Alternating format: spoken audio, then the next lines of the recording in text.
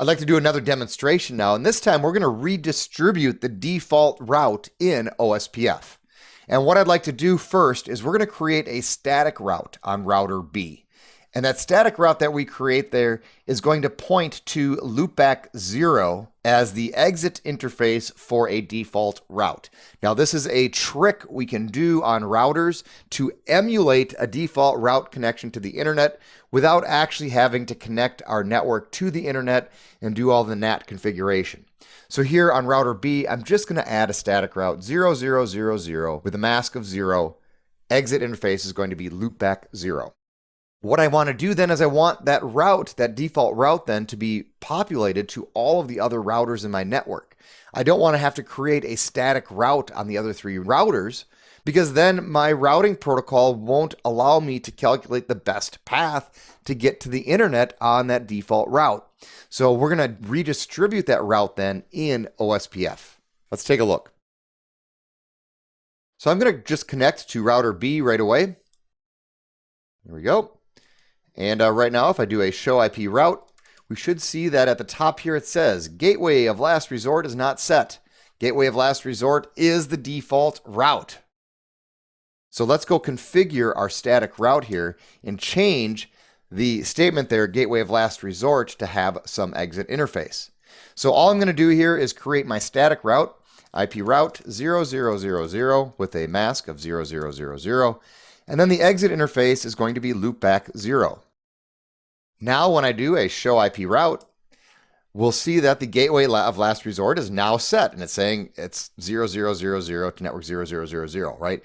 And it's not putting anything here for a next hop address because we don't have one.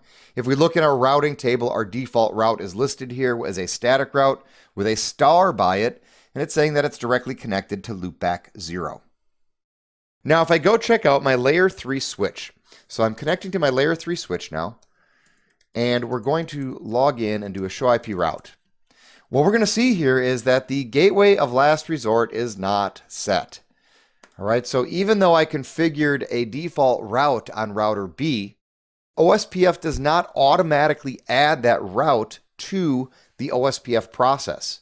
So what we want though is we do want OSPF to dynamically let all the other routers in our network know how to reach the default gateway and then adapt as our network changes to the best path to reach that gateway.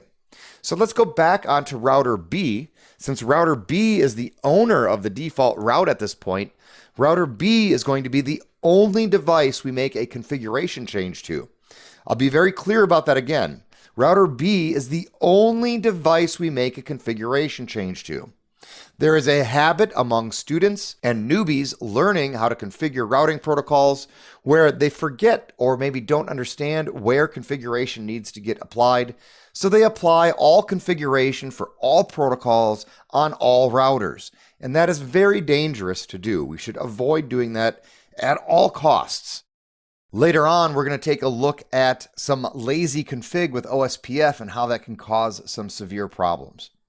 For the time being, I'm connected back to router B here. Let's go into router OSPF 10, and all I have to do is add one command. The command here is default-information originate. All right, so default-information originate. What that's going to do is it's going to tell OSPF to take the default route that is currently configured and send it to all other routers. So if I look at the routing table here on router B, nothing will have changed. We still have a static route to the internet. That static route goes out loopback 0. But now if I connect over to my layer 3 switch, what I should see here is now my layer 3 switch now has a default route. It says the gateway of last resort is 10.0014, which is G00 of router A.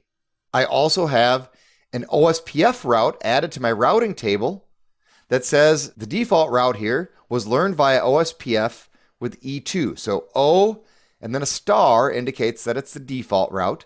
We can see that right here. Star means default route here, or candidate default. In this case, it's saying that this is the default route. The O is indicating that it's an OSPF route.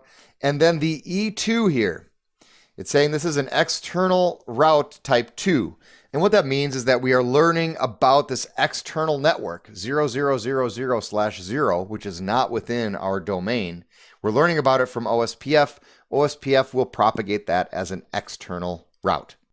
So this is how we redistribute the default route in OSPF. It's a very simple process. Remember, we only add that default information originate to the router that has the static default route configured. All right, in this case, that was only router B.